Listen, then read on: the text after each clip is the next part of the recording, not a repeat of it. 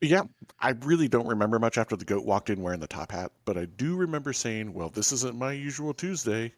But, it wasn't my weirdest Tuesday, though, either.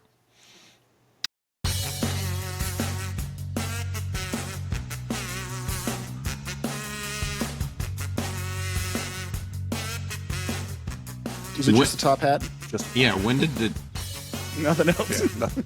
Just a goat in the top hat, man. I still don't understand how Taco Tuesday led to a barn. Things just get bizarre. Things get weird. Is that with your French pastry chef again? No, we broke up. The French pastry chef? We're no longer business partners. Oh no! So I'm I wonder why. looking for a new chef. Oh no!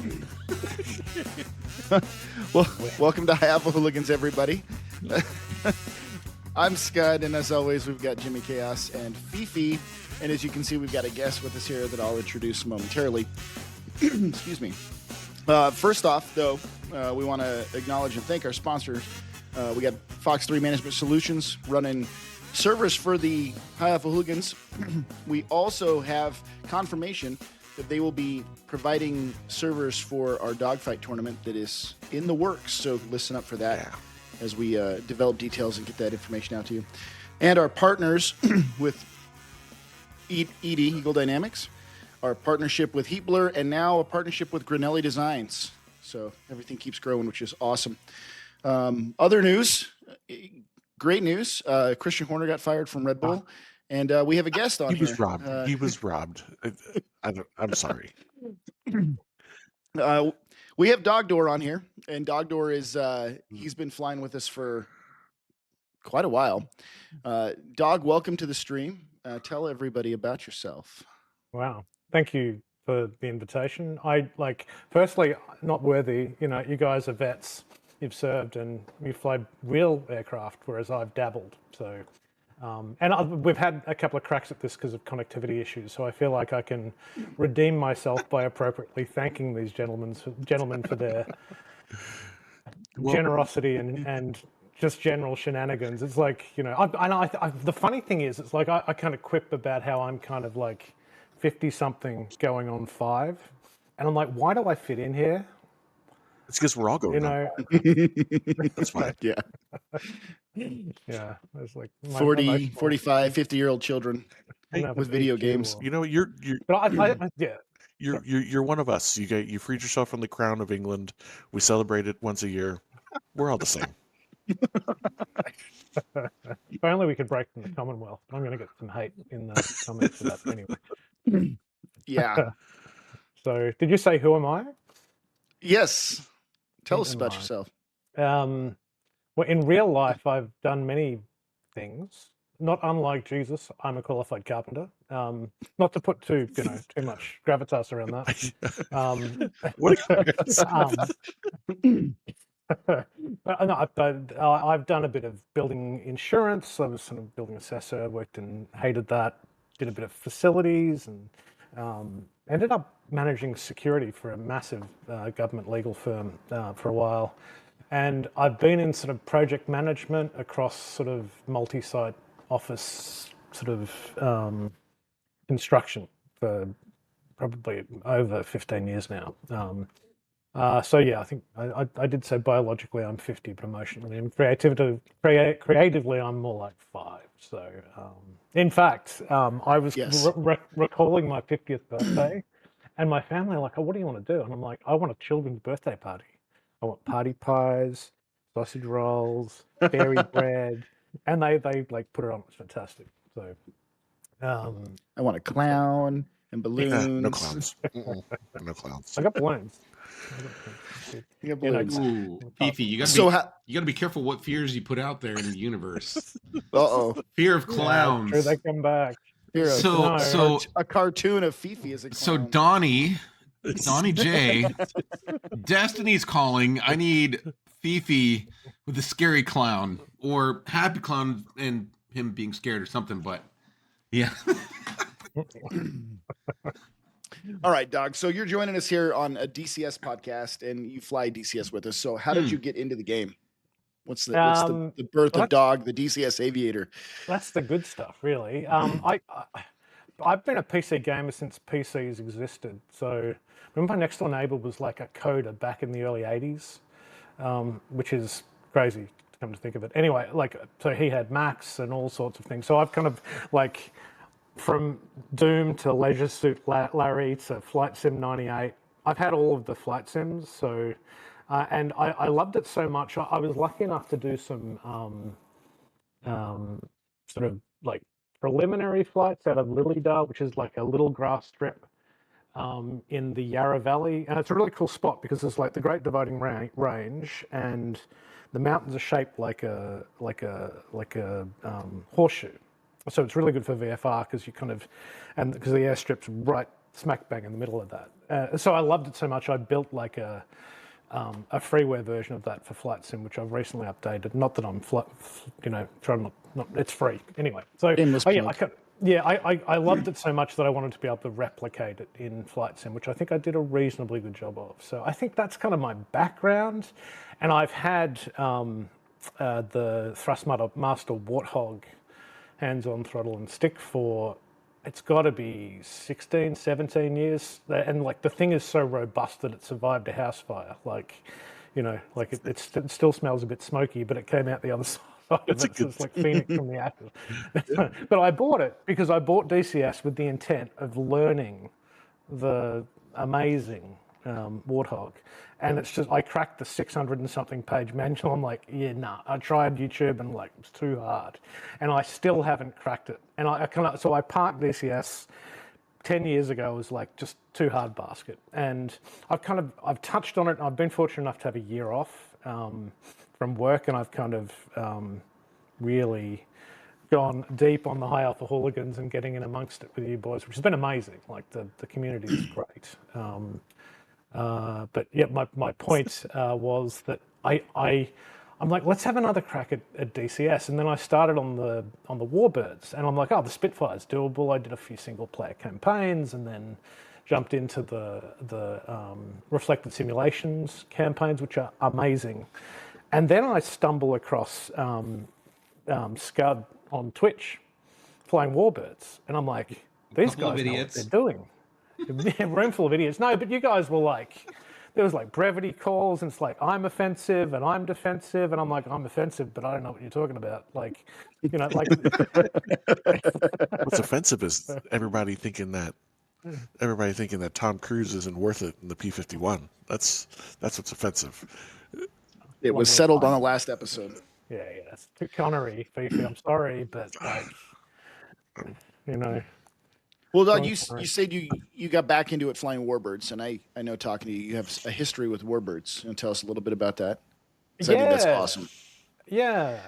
So, all of my grandparents served in World War II, and in fact, from like a lot of women as well. Like there were nurses that served in the Pacific. This is a family history of that. But my granddad on dad's side was a major in the army, and he was actually at the signing of the surrender of the Japanese. Remarkable photo of him. But cool.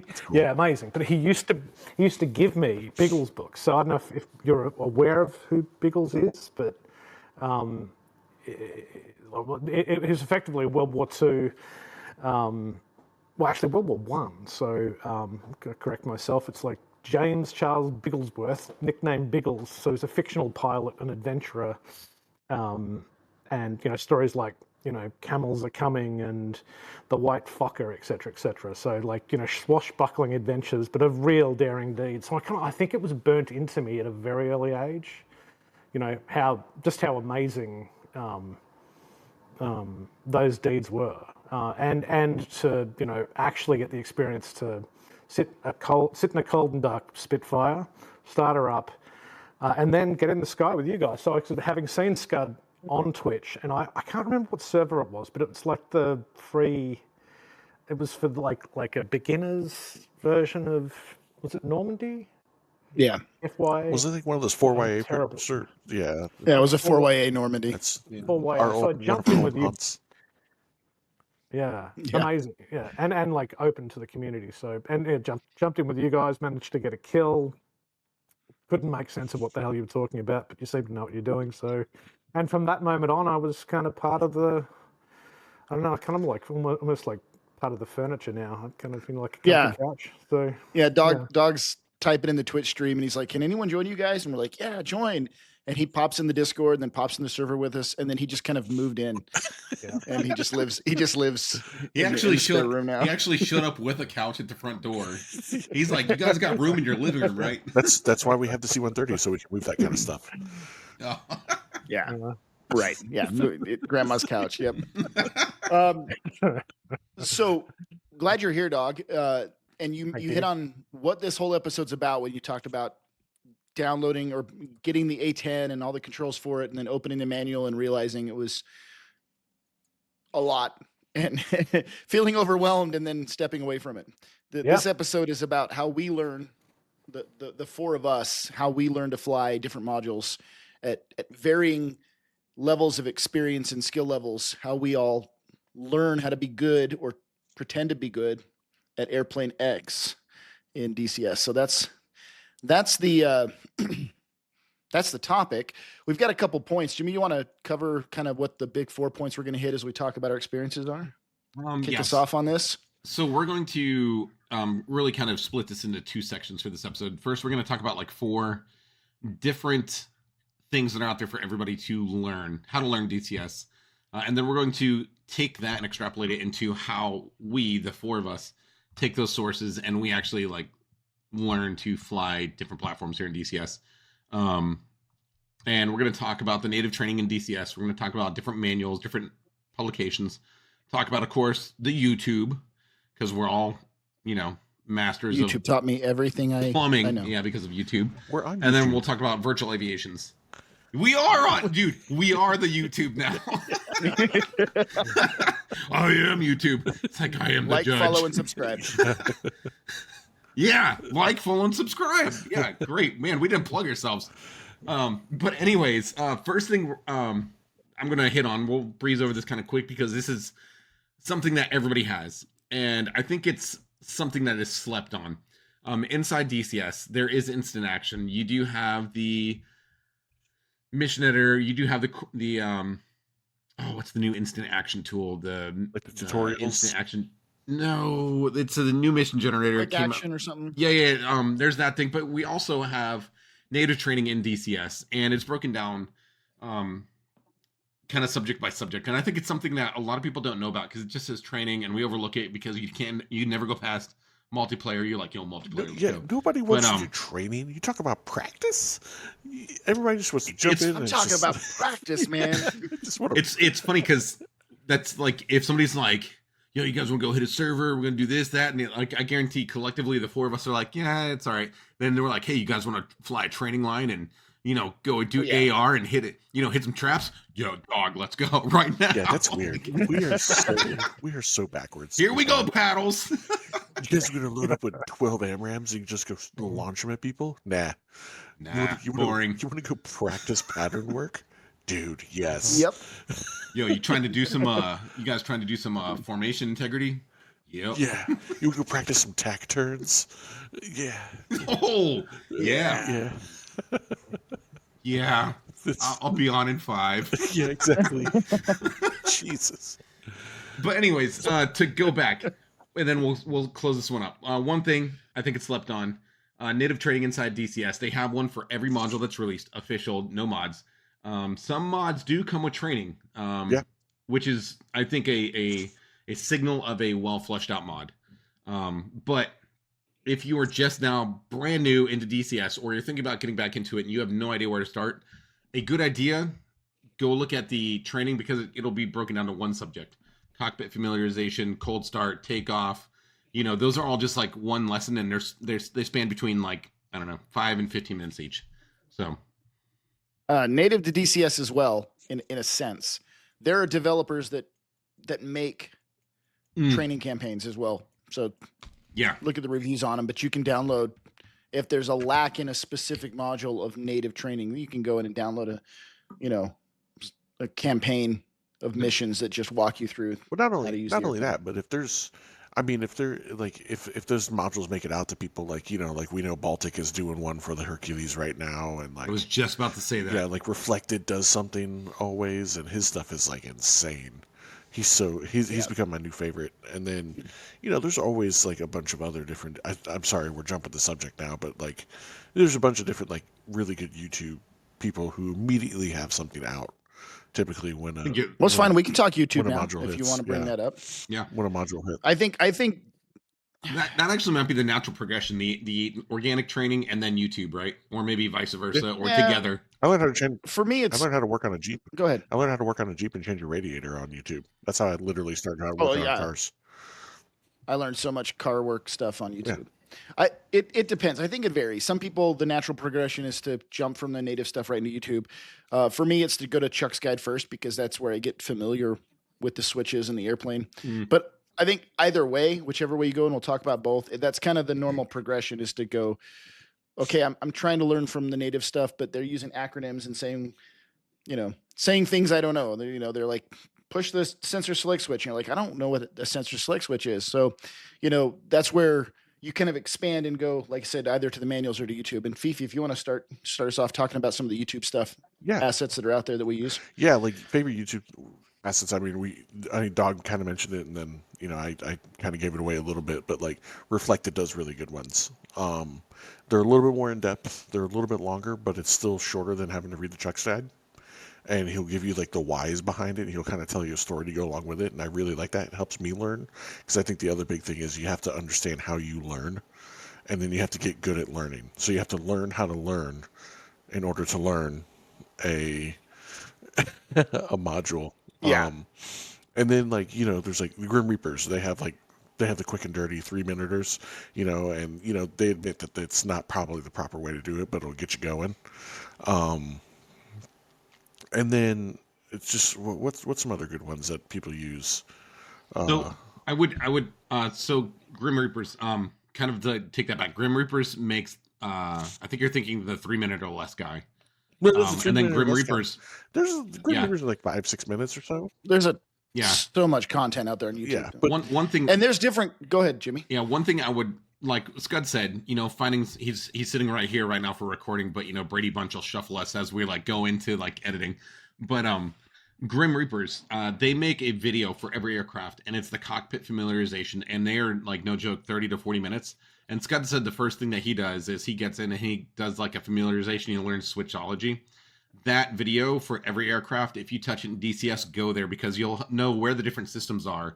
And then that way, when you're sitting into something and training for the first time, you'll have that little brain nugget buried down in there where, you'll hear somebody's reference something and you're like, hey, I remember hearing about that. It's over here on my left butt cheek somewhere, Well, So and that's one product I hype. That's an aviation thing, right? Like when you would first step into an aircraft when you're going through like pilot training and stuff like that, what's the first thing they do? They sit you in it, and they just kind of like the instructor's like got his nuts on your shoulder, like sitting there on the side on the side rail of the cockpit, like while you're Raped. and he's pointing shit out to you, like, hey, there's your ejection handle, don't pull that, like, yeah, and so like just getting the lay of the land, sitting down and feeling it around, I think is. It's how we learned how to learn on that, right? Like whenever you learn something new, and so yeah, cockpit fam is a huge one, for sure. There's a few different options out there for getting familiar if you go to YouTube.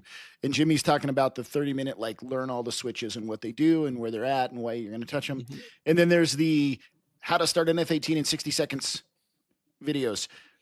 Those are cool too because those are like quick hot start, get in the air, or quick cold start, get in the air, let's go. Those are fine, but I wouldn't rely solely on that video to feel like you understand everything that's going on in the cockpit. So use them both to kind of learn, one, what all the switches are, and two, maybe to help you learn a flow. I'll talk about flows a little bit later, but on a good way to learn. But yeah, YouTube's great. I gotta order a mini skirt and a blonde wig so I can do learn how to steal an F-18 in 30 seconds video. You know who I'm talking about. It's a good video.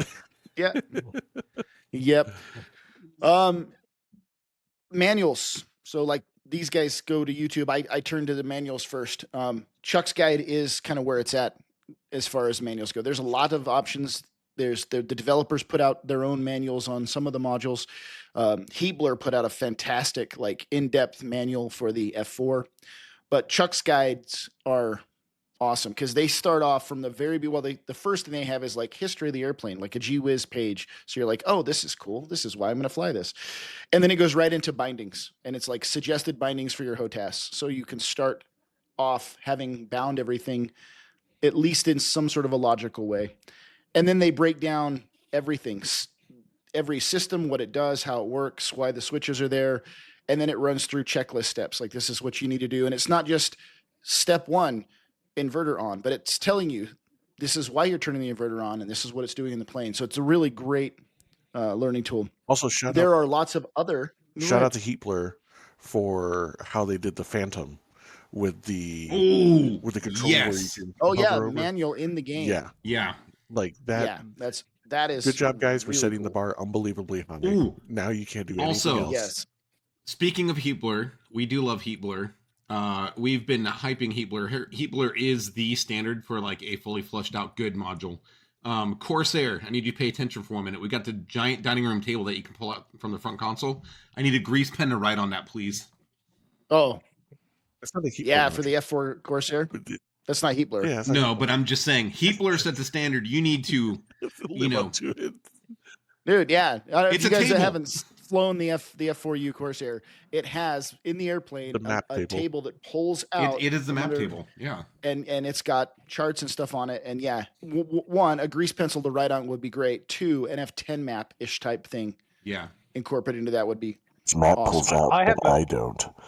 Anyways, What's there that? is there is Yeah, a that was, what was I don't know what he said. It was mumbly. this map pulls out, but I don't. Oh, Bonsai. bonsai. Go ahead, dog. What were you saying? Well, I Take just the mic away from Fifi. Yep. Who's got the admin rights to mute him right now? it's I don't know if it's an appropriate kind of segue, but like one of the really challenging things, particularly if you're new, is getting the thing to run, particularly if you want it in VR. And I know you've covered that separately, but actually like looking at a manual while you're in VR is not an easy thing to do. And it takes you out of the game. But I've been using Open Kneeboard with... Open Kneeboard's the solution, yep. Yeah, with, I think it's DCS Web Editor, which is in development. I actually patron to that because it's such a good thing. But you can do the thing you're asking for, Jimmy. You can literally position your kneeboard on top of the coffee table, in the F4U, and look at it. So Yeah. If you guys haven't operated with Open Kneeboard software yet, especially in VR, it does give you a chance to put the kneeboard wherever you want, but it also lets you put anything you want in there, to include screen grabs or, anything, text documents, pictures. So you can take a manual and you can just add it as a page in your kneeboard and you have it anytime you're in the You airplane. nerds with your But VR. Whatever. Flap head over Whatever. life. pancake. And that's why whatever. you like dusty Tom Cruise over here hanging Yeah. onto the side of a C-17 flying into the stratosphere. Fifi here, the brainchild of and hosting a DCS podcast, and he's still flying like a pilgrim. Well, my excuse is the fact You that are the yamming turkeys right now, dude. My The rest of excuse us is are on pizza. my excuse is the fact that I didn't have a good HOTAS, and now that one has come Oh in. yeah, what's the excuse now, bud? No, I know, and my desk I mounts hate- are here, I so hate I just enjoying gotta a put game. it together. So Yeah. He's just slowly being forced into it. a glutton for punishment. Yeah. We were talking about manuals, and Chuck's guides where I'm going to point people to. There's a few other things. There's other manuals out there, but if you're a nerd like I am, or maybe not, there's a few things I recommend. One is the multi-service brevity guide. If you're trying to fly tactically and you're talking on the radio with other players, it's first off, we don't disseminate, and we don't encourage anyone to ever look up, find, or disseminate any classified information. All the stuff that we're talking about is unclass on the internet. Totally fine to look at. Not One going to is jail. No jail. the multi-service brevity Not again. guide is literally the dictionary of all the brevity terms that all the services use. So if you want to sound cool and say the right thing, it's what every brevity term is and when it's used and why it's used. So if you hear somebody say, for example, Winchester, it's in there. Winchester means you're out of ordnance. Or if you hear somebody say Miller time home plate, then you know what that means. If you're flying flight with flight lead and flight lead says Buster and you're like, I don't know what Buster is, it's a way easier, way of getting information out on the radio and sounding cool and doing it in one word phrases. So I'd say look that up. The other thing I would recommend looking up if you're learning to dogfight or ground attack is the IFF, which is Introductory to Fighter Fundamentals. If you just Google search the IFF training manual, that is unclassed, the current version. And that is in the Air Force, when somebody graduates pilot training and they're going to go be a fighter pilot, before they go to their fighter jet, they go to IFF. So it's very T-38 centric, but it is the entire lesson guide for how to do anything BV or BFR, BFM, dogfighting, and ground attack. So if you're not sure what line of sight cues look like, or you're not sure how to manage a merge, or you're not sure what dive angles should look like on a ground attack, or how to do an escape maneuver, all of that stuff that the actual pilots learn from is there. And then recently we've been digging into real world manuals. If you listen to the F4 Corsair episode, that digging into the actual manual Game changer is what kind of changed that airplane for us. And not to hint at future things that might be coming out, but I've been digging deep into the F100 Super Sabre manual in anticipation of future High Alpha Hooligan stuff. And so those manuals for the older airplanes are out there. So they're worth a look. The other thing that I think probably the best way to learn DCS after you get through flying single player missions and watching YouTube videos and reading guides is to go find people that like the airplane you fly and know how to fly it, and they're cool and they're friendly and they want to teach, and go join a group, and you're going to learn way more, way faster. Jimmy, joining. Do you know if there's any groups out there that have instructors that love to teach aircraft? I do actually. So recently we stumbled across, we made a handshake, did a high five with a group called Take Flight. Want to give them a huge shout out. So normally when you have groups, we're the High Alpha Hooligans. We got the Hooligan Nation. We got the hooligans out there. But we also have the 56, the hooligans. I love that. A slimy fish. It's an oily fish that comes to shore before the salmon runs. And I was actually thinking about it. I was actually thinking about it as like hooligans and like English football hooligans. It's the hooligans. The hula guys and the hula gals. Yeah. Anyways, so Fifi, to go back to great groups. So when you have like Growling Sidewinder, you have, Gray Flag. I'm drawing a blank. You have 4YA. You have all these online servers, all these online communities. We even do it with the 56 operations group, with our, flying organization. That's, full of the High Alpha Hooligans. These groups as a whole provide a huge operating environment where you can go fly huge, fantastic campaigns. You can do logistics. You can do CAS. You can do CAP. You can do everything. But one thing that I think our community as a whole, DCS, can really take a nod from is a group called Take Flight. And if you haven't heard of them or seen them, search them on Discord. They are publicly joinable. It's just simple 2 words, Take Flight. And they are a group of passionate digital aviators, and they have a cadre core who host reoccurring training, multiple lessons on multiple platforms. They have a instructor for everything. They have mentors for everything. And if you're just getting into DCS right now and you're looking for a warm and welcoming place with people who are knowledgeable on these aircraft and DCS, because it is very daunting and it's a huge mountain to be staring at when you first get into it. Go check out Take Flight. And literally they only exist to teach. And that's it.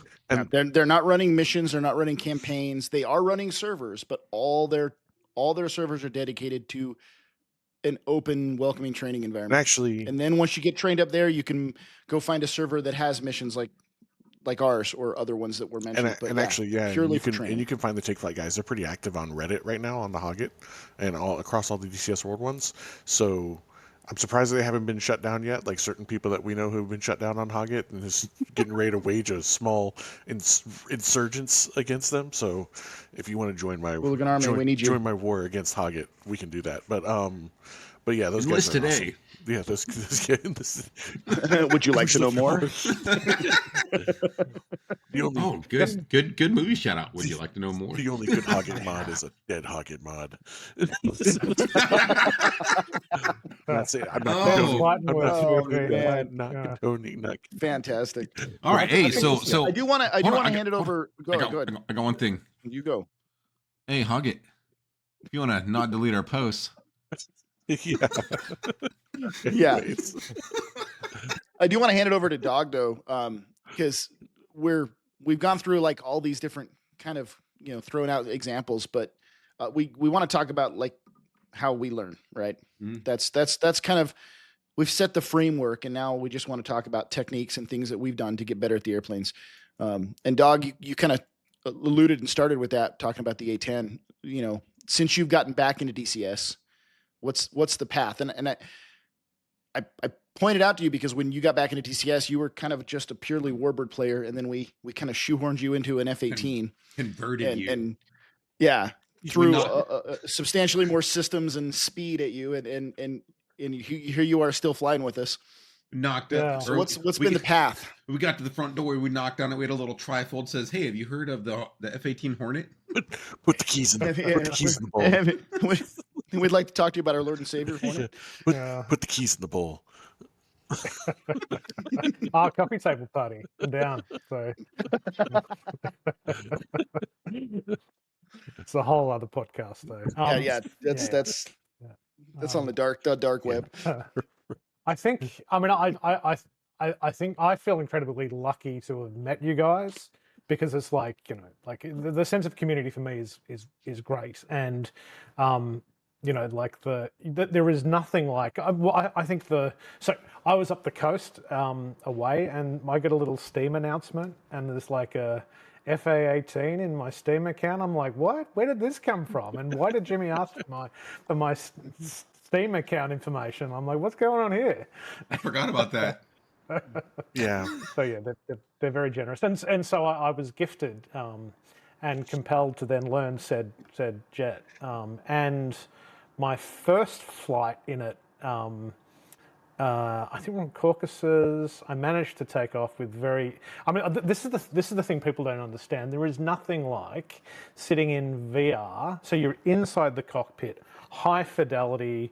I mean, you need a good rig to do it, but once you pass all of that complexity, like the immersion is just difficult to describe. And add to that, like you literally have pilots in your ear and flight instructors, like you guys know your stuff, and so it'd be literally, look at your left butt cheek. We still always talking about my butt cheeks. Look at your right butt cheek, and you navigate your way around, and I don't know where it's funny though. I got a big because with Dog, it's not. I don't think Dog knows where his butt cheeks are, because we'll be watching him stream, and we'll be like, Dog, it's by your right butt cheek, and he'll look over to the left, like, Dog, right butt cheek, and then he'll look at his knee, and we're like, butt cheek, and he'll look. Oh, you mean the other right butt cheek? I'm like, yeah. Oh man. Yeah, I'm a triple butted. Anyway, it's a whole other. If I could interject, I can see Mr. Dog, Mrs. Dog, Brucey, walking in from their holiday on the Gold Coast, and it's like the day after he got the F-18. He's walking. He's like, sitting down on his computer. Like, I'll go learn this stupid airplane now and have fun.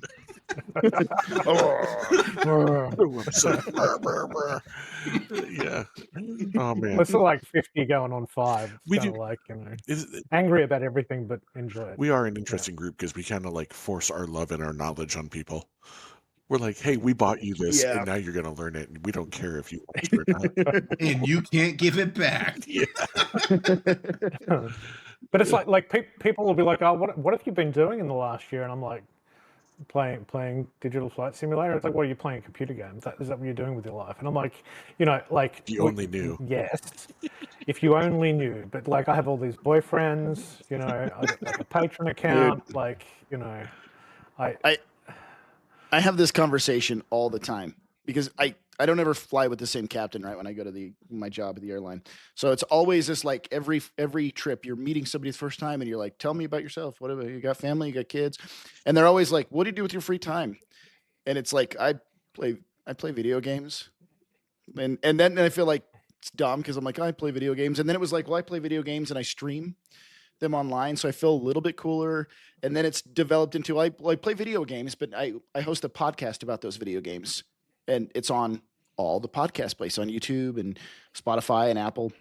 And then they're like, oh, that's cool. And now it's like, I play video games and I host a podcast and we're sponsored.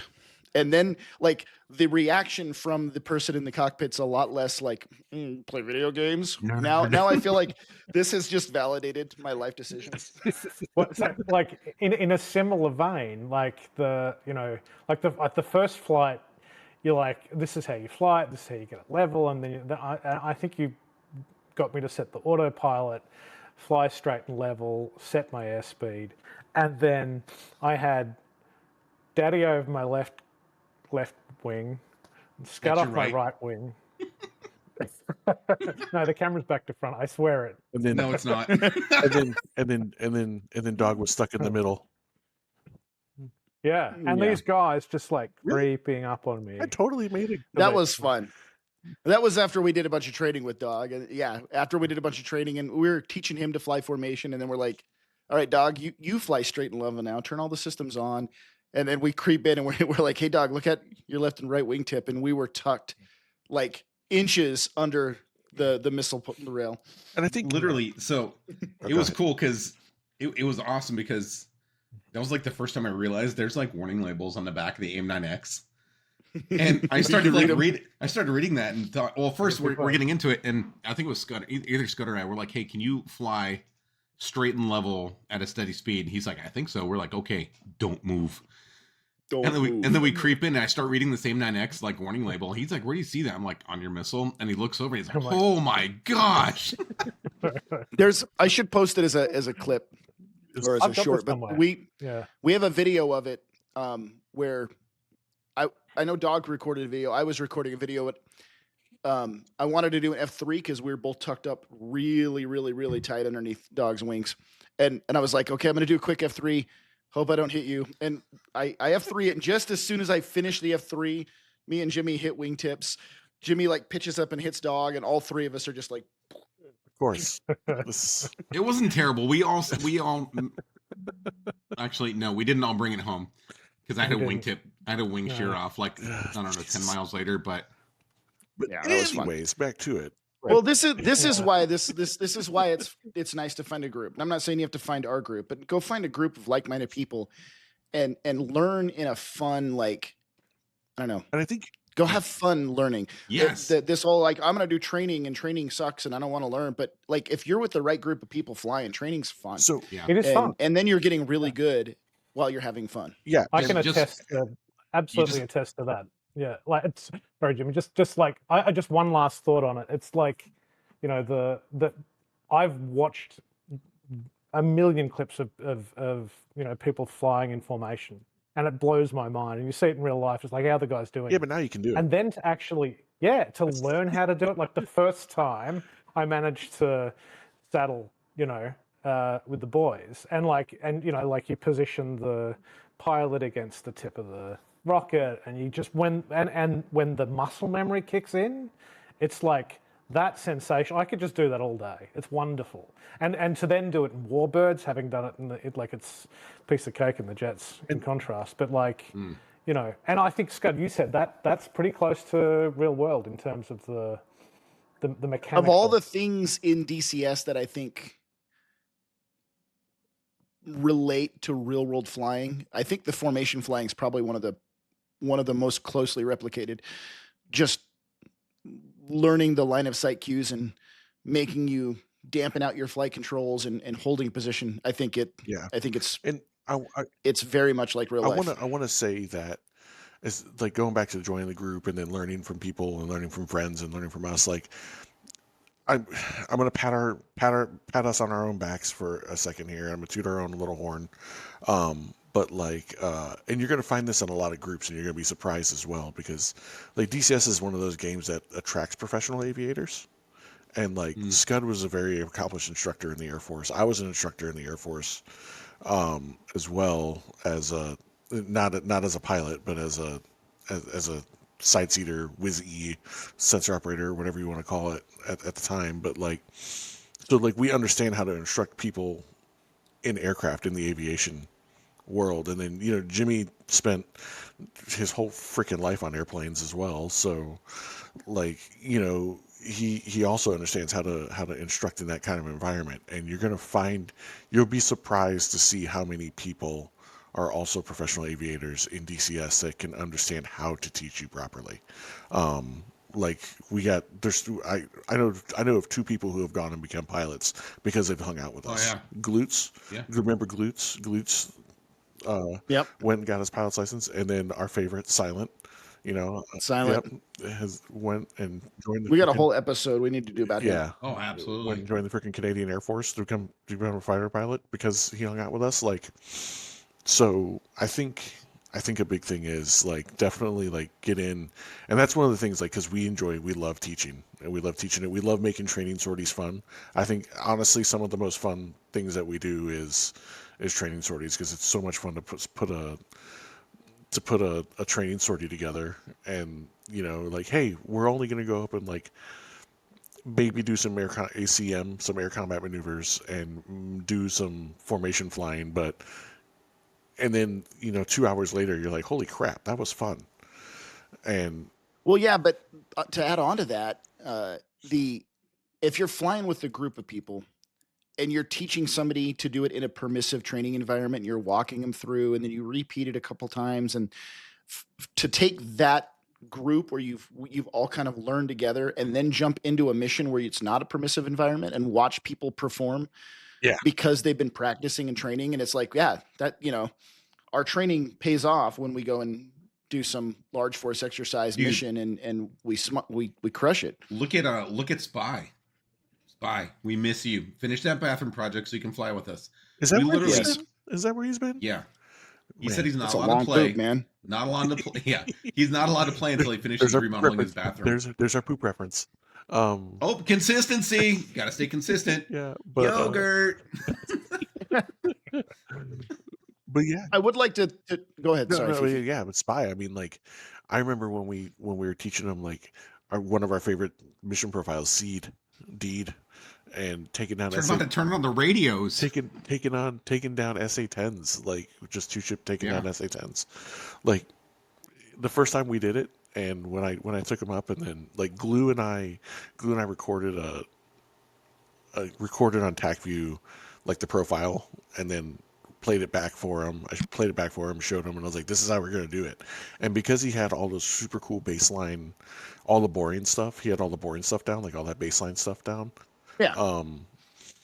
And then I was like, okay, now that we got all the baseline boring stuff down, now we can start piling all the extra cool stuff on top. And dude, we went out and we did a 1-passer on an SA-10 site, like a fully stocked SA-10 site shooting at us. And first pass. One and done.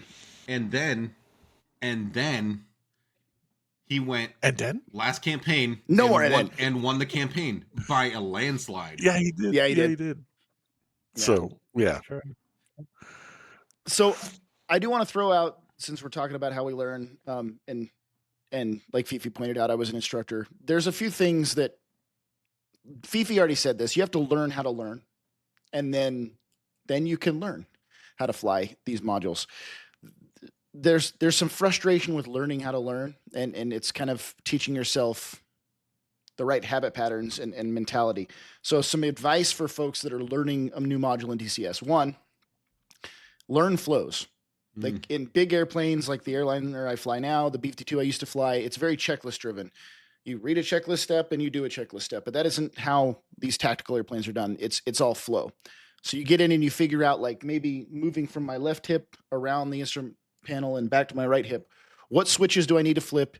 Where do they need to be in what order? And you practice that. And once you start practicing that, it starts to become second nature. And then you'll be able to jump in and cold start an airplane and do it rather quickly. It'll just happen. And if you're trying to learn the airplane, do that. Don't always jump in a hot start. Jump in a cold start, run through it, start it up. Next time you spawn in, back into a cold start, because you're going to practice it over and over again and learn the pattern, right? The other thing I was going to say is repetition. Like if you're trying to learn something and you go out and you watch a YouTube video and you go out and do it once or twice, that doesn't mean you know it. It's all about repetition, doing it over and over again, which is why training sorties are really important and why finding people that are willing to teach is really important, because that repetition is what's going to get the muscle memory down. Holy on crap! I'm back. what needs to be pushed. My internet was out for like 2 minutes. Oh, I was like, oh no, Not again. I'm Fifi. So, yeah, it's dude. I was so this mad. is our third attempt filming this episode because Fifi's internet died every time. Gotta love the beach. So, I gotta love this beach life. Oh my gosh, dude! I literally was like crying. I was like, I can't do this a fourth time. I'll just drop out. I feel like I'm, the curse of the High Alpha. No. It's all your fault. We need you here. But yeah, so it's repetition. As you're training and learning an airplane, you've got to wash, rinse, repeat over and over and over again for it to really settle in, so that when you need to do something in the plane, it's not something you have to think about. It's just something that you do, right? So learn flows and practice whatever you're learning to do, whatever it is, practice it over and over and over again. On the topic of, and I hate giving this out as advice, but for air refueling and for formation flying happens a lot more in DCS, but air refueling should. Like it's one of the, I think that's slept on. I think people don't hit the tanker because they're flying in servers where they don't need to, and then it's a novelty. But like going and getting gas is such a huge part of flying these airplanes. So I think it's awesome. But if you're trying to learn formation or you're trying to learn how to air refuel, you're going to suck at it and suck at it and suck at it. And then all of a sudden one day you're going to be good at it. And when I learned how to do air refueling in the B-52, that's what the instructor told me. I'm like, I can't figure out why I'm so bad at this. And they're like, you just suck at it until all of a sudden one day it's just going to click and you'll do it right. And it'll just be there. And I'm like, well, that doesn't help me learn how to do it. Like you're not instructing Terrible me. advice, like, Dad. Just keep sucking, and then someday you won't suck. But to be honest, it was absolutely true.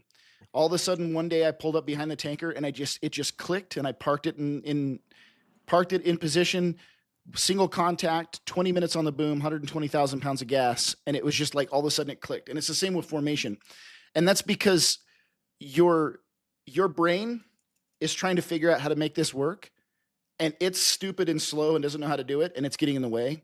And if you see it enough times, if you fly formation enough times or refuel enough time, your brain develops a sight picture, and your brain checks out, and your eyes tell your hands what to do, and you're not thinking about it anymore.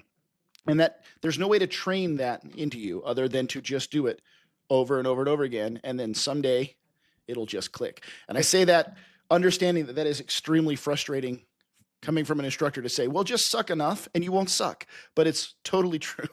It sounds like you go, Jimmy. Oh no, you go. No, you go. No, you're the handsome one. Well, the question is then, why?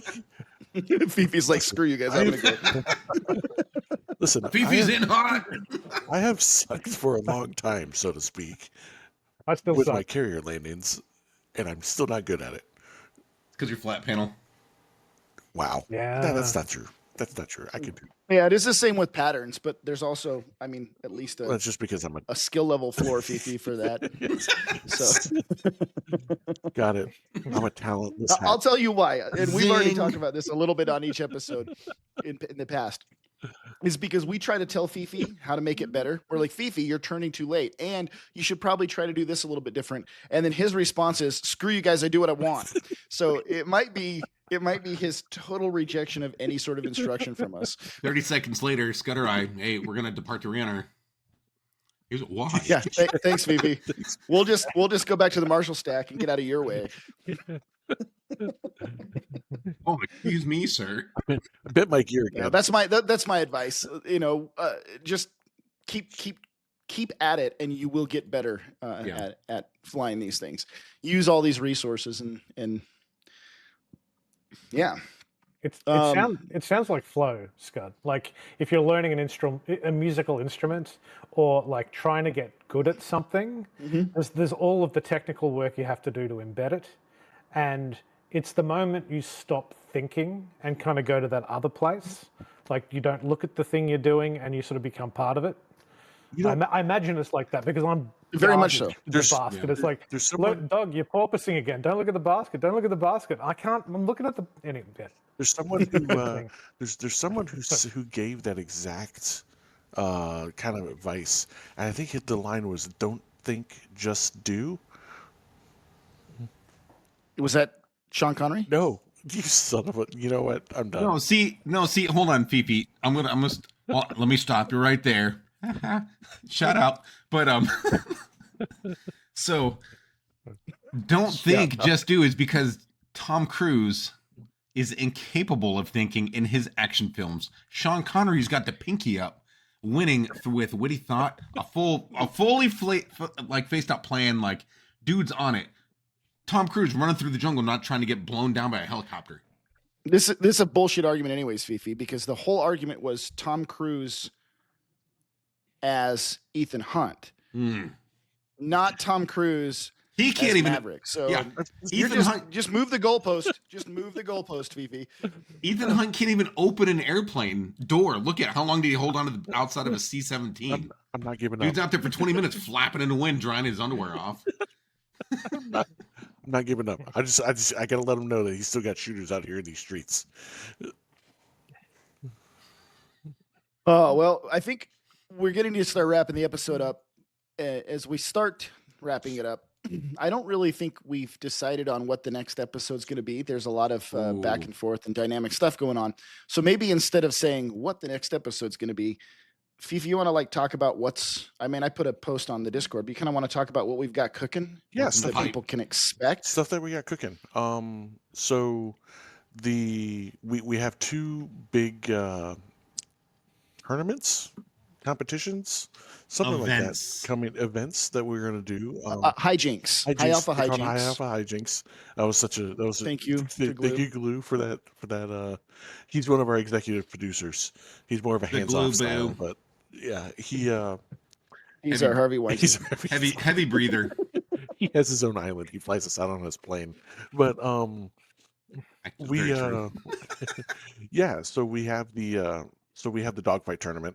I think is going to be the first one that we're going to do. The dogfight tournament extravaganza. Where we will be hosting a dogfight tournament, bracket style. There's going to be some prizes. Ego Dynamics is going to throw in some stuff as well for it. ED themselves. Yep, and giving out the prizes. We might throw in. So we're going to throw in some stuff as well.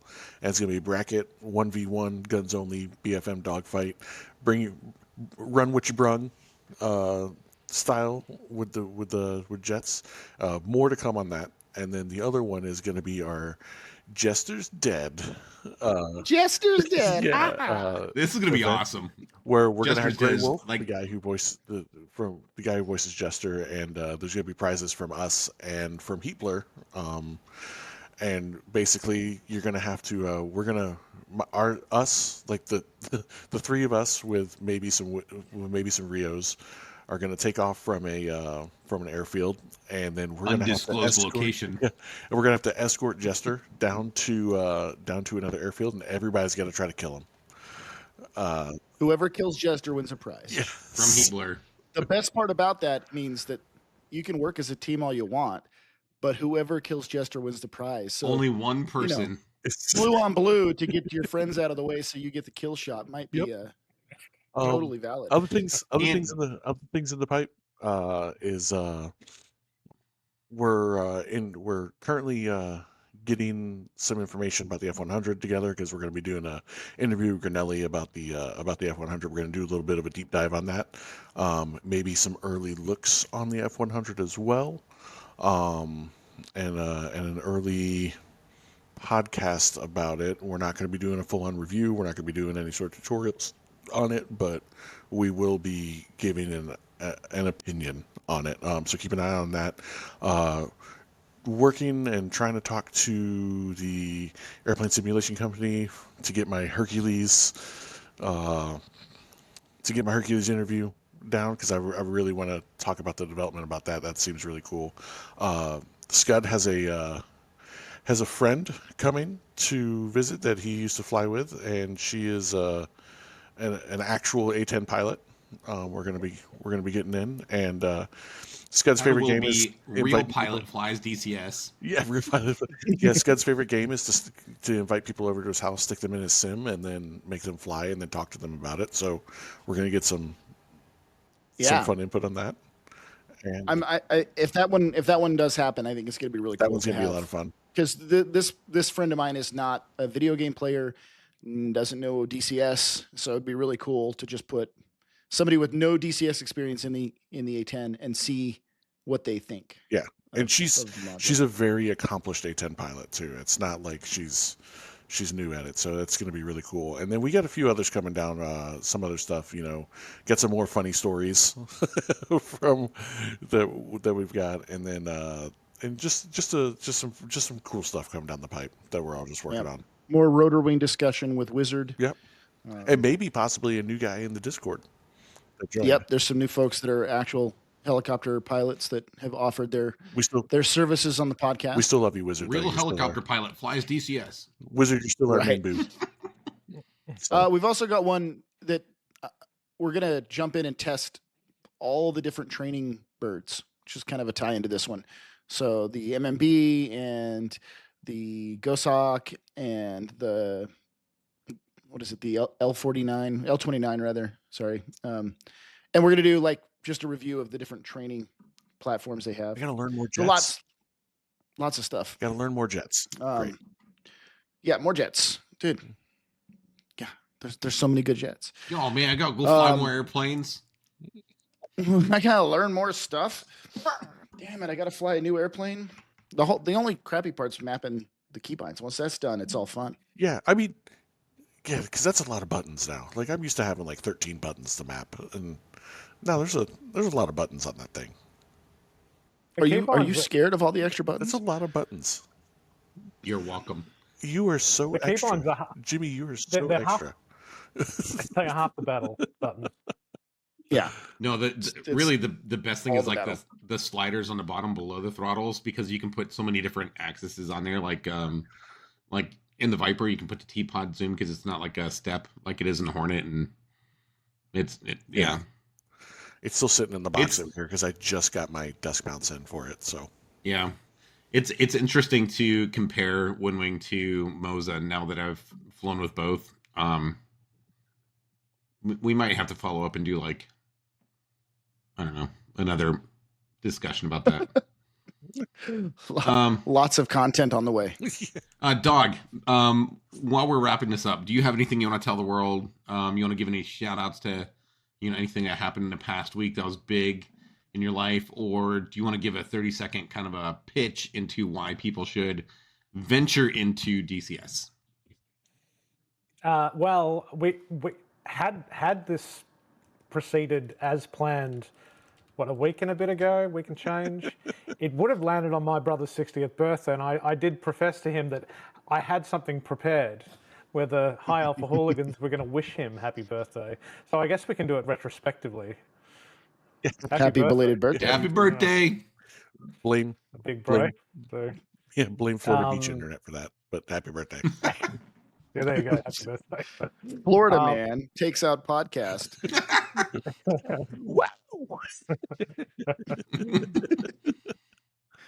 I think, I just feel incredibly lucky, to have found you guys and to kind of almost feel like a pilot in virtual reality is something else. And I think I don't know whether we can do a spoiler about the work we're doing on a certain Warbird campaign, but we do every week. Yeah, we talk about it all the time. Okay. You're good. Excellent. Well, because I have a penchant for messing with AI.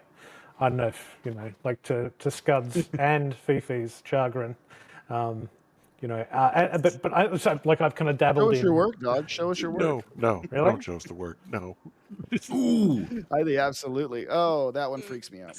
That one's weird. What are you talking about?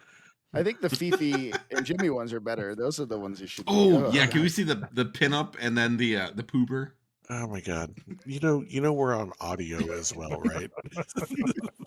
Well, if you're So- listening on audio, you should go to the YouTube page and check us out. And where you like can see and all the subscribe shenanigans. because we're trying to grow so we can do more stuff. Yeah. Well, so I guess something that's been in the pipeline, and I've had enormous fun, although it's been a bit of a grind in part, is working with Jimmy on the Warbird campaign. He's done amazing work with scripting and sort of historically accurate, or at least historically adjacent missions. And like, I absolutely adore the Reflected Simulations campaigns because he goes so deep. And it's an homage So to speak. You just had to go there. Like, anyway, So deep. yeah. So we've been building this mission, and I've been working in music and voice acting. And Hoggett will probably shoot me down for mentioning the word, but with AI, which is a powerful tool he used. Touch my pearls. Yeah. Yeah, If it's someone- AI, I won't even look at it. In this today, join the army, the anti-Hoggett revolution. yeah. Yes. So I hope to see some of you guys on the Warbird, like out in the, virtual skies to see people on our Warbird campaign, because we do run it. Yeah, we have a and it's 24/7 an Warbird active- server. So Yeah. click Yeah. on the link in the YouTube description. In the Brady Bunch clan Yep. area. Every time we point, I'm gonna edit it to where like we're just gonna move around, so it looks like we're That's just why I try to hit like all circles. 4 angles just in case. Well, yeah, thank you for being here, Dog, and thanks for being a part of the group. You're Thank you for a having me. legit hooligan, man. You put a shit ton of work into the High Alpha Hooligans and the 56. Yeah. So My pleasure. Yeah, Thank you. I guess you've kind of earned your place in the spare room, which is cool. Yeah, dog. Just do the dishes and vacuum the floors once Yeah, in a while. dog's a You'll be driving right. factor behind this podcast as well. So, thank you for coming on. For sure. Yeah, I guess my final thoughts for the how we learn is one, don't give up. Like, work at it, and two, DCS is a community. Find a community that fits you, and you will learn way more and have way more fun. Fifi. Yeah, I as we're wrapping up, I just have the kazoo music playing in the back of my head right now. So, So that's his final thoughts. Rifle kazoo. Rifle kazoo. yeah. I love that. Jimmy. All right, so we're gonna close this one out. First, how we learn. I know you guys all listened to the Corsair episode, and I would say that the most important thing to do when you are learning any new platform in DCS is to go out and learn about the plane first. Hit up a YouTube history video and see when it was flown, what it flew against, and what profile it flew.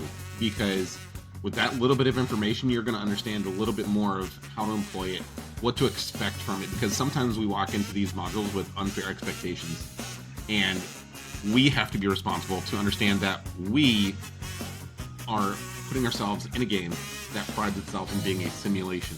So you have to make sure you're flying everything the way it was made to and within, the numbers.